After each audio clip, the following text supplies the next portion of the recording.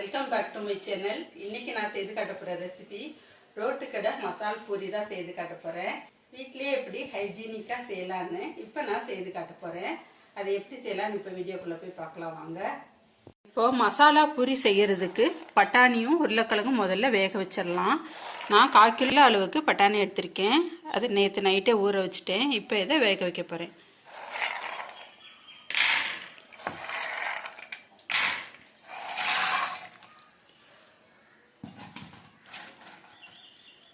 இதோட ஒரு உருளைக்கிழங்கு 2ஆக கட் பண்ணி போட்டிருக்கேன்.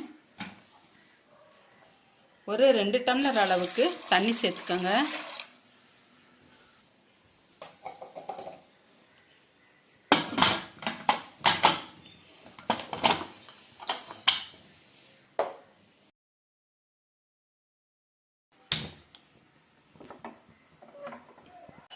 இப்போ வதக்கிறதுக்கு ஸ்டவ் ஆன் பண்ணி கடாய் அடுப்பில் வச்சுருக்கேன். அதில் கொஞ்சம் போல் எண்ணெய் சேர்த்துக்கோங்க. அதுலேயே இஞ்சி வெள்ளை பூண்டும் பொடி பொடியாக நறுக்கி வச்சுருக்க பெரிய வெங்காயமும் சேர்த்துக்கிறேன்.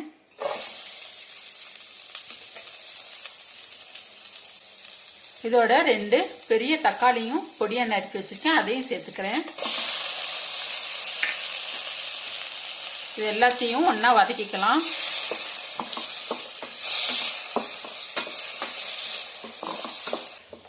உங்கள்கிட்ட இஞ்சி வெள்ளை பூண்டு பேஸ்ட்டு தனியாக இருந்தாலும் பரவாயில்ல, அதை கூட நீங்கள் சேர்த்துக்கலாம்.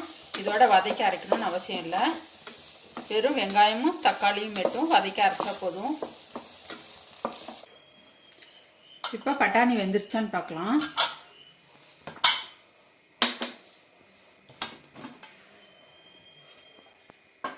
குக் ஆயிடுச்சு பாருங்க. இதை இப்போ நம்ம தனியாக எடுத்து வச்சுட்டு இதுக்கு தேவையான மசாலாவை வதக்கி எடுத்துக்கலாம். அரைக்கிறதுக்கு பாருங்க, எல்லாம் நல்லா வதங்கிருச்சு. இந்த அளவு போதும். ஸ்டவ்வை ஆஃப் பண்ணிடுங்க. இப்போ இதெல்லாம் அரைச்சிட்டு நான் காமிக்கிறேன். இப்போது பட்டாணியும் வெந்திருக்கு, அதையும் பார்த்துடலாம் வாங்க. தனியாக எடுத்துடுறேன் தோல் உரிக்கிறதுக்காக.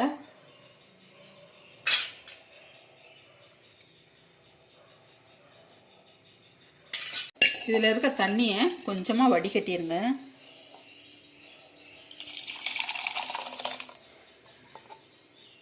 இப்போ இதை நல்லா மசிச்சு விட்டுறலாம்.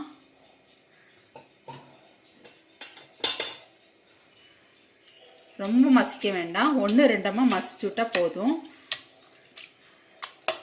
1-2 முழுசாக இருக்கணும் பட்டாணி, அப்போ தான் நல்லாயிருக்கும் சாப்பிடும் போது.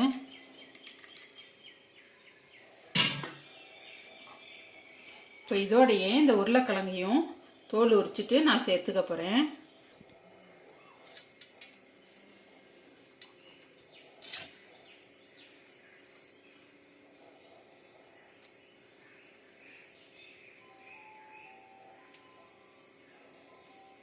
இப்போ இந்த உருளைக்கிழங்கு இதோட சேர்த்துக்கிறேன்.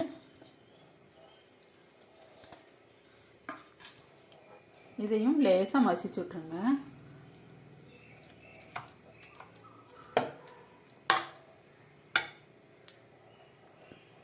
அவ்வளோதான் போதும். இப்போ வதக்கி வச்சிருக்க மசாலாவை நம்ம மிக்சியில் போட்டு அரைக்க போகிறோம். இப்போ இந்த மசாலாவை அரைக்கிறதுக்காக மிக்சியில் நான் சேர்த்துக்கிறேன். ஸ்டவ்வை ஆன் பண்ணி கடாய் அடுப்பில் வச்சுட்டேன். இதில் கொஞ்சம் எண்ணெய் சேர்த்துக்கோங்க. இதோட அரைச்சி வச்சிருக்க மசாலாவையும் சேர்த்துக்கிறேன்.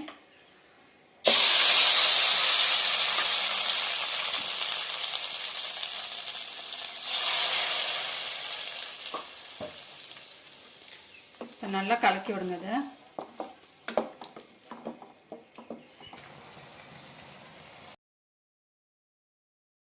இதோட கொஞ்சம் போல கரம் மசாலா சேர்த்துக்கிறேன்.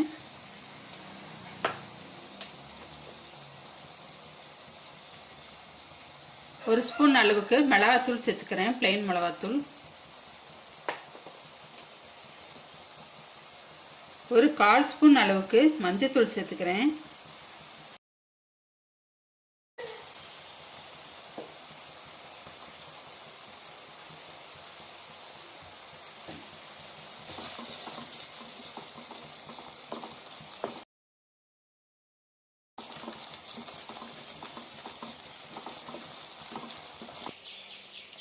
ஒரு பாதி பச்சை மிளகாய் சேர்த்துக்கிறேன்.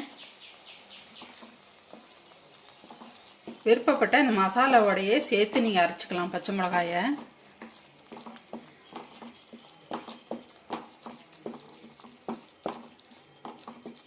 இதோட கொஞ்சம் அளவு உப்பு சேர்த்துக்கிறேன். இந்த பட்டாணிக்கு தேவையான அளவு உப்பு சேர்த்துக்கோங்க.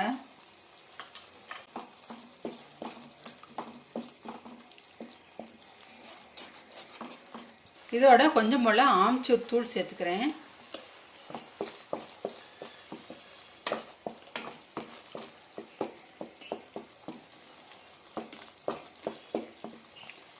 இப்போ பட்டாணி உருளைக்கிழங்கையும் மசிச்சு வச்சிருக்கேன், அதை இதோட சேர்த்துக்கிறேன்.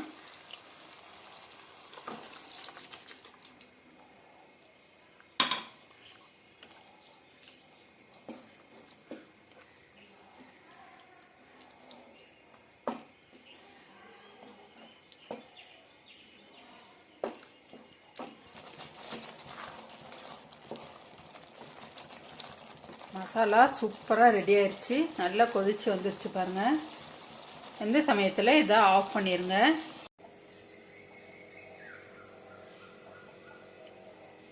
இப்போ இது ரெடி ஆயிடுச்சு. இப்போ இதை அரேஞ்ச் பண்ணலாம். வீட்டில் சுட்டி வச்சுருக்கேன் பூரி, இது குட்டியாக ஒரு பூரி செஞ்சுருக்கேன், அதை இதில் உடச்சி போட்டுக்கிறேன்.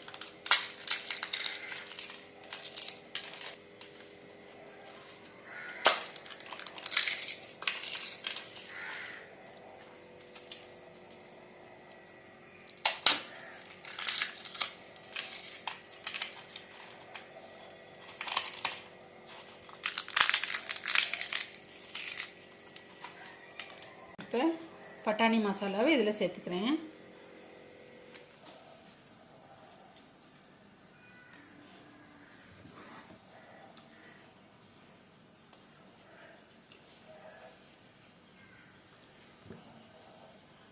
இதில் புளி சட்னி சேர்த்துக்கிறேன்.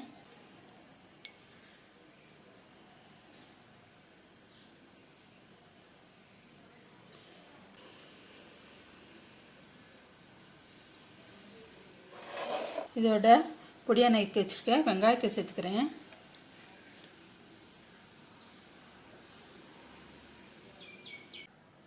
புதினா தண்ணி, புதினா சட்னி, அதை கொஞ்சம் லிக்விடாக இருக்குது, அதை இதோட சேர்த்துக்கிறேன்.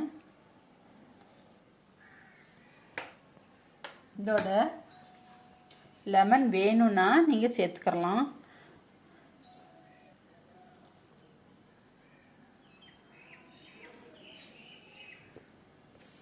இதோட பொடியாக நறுக்கி வச்சுருக்க தக்காளி இதில் சேர்த்துக்கிறேன்.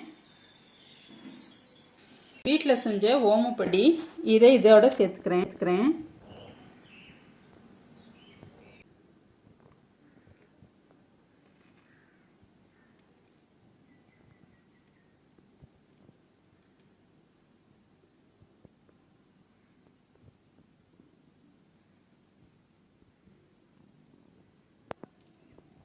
இதோட கொஞ்சம் போல் புதினா தண்ணி சேர்த்துக்கோங்க, அந்த ஃப்ளேவருக்கு கடைசியாக சேர்த்துக்கோங்க.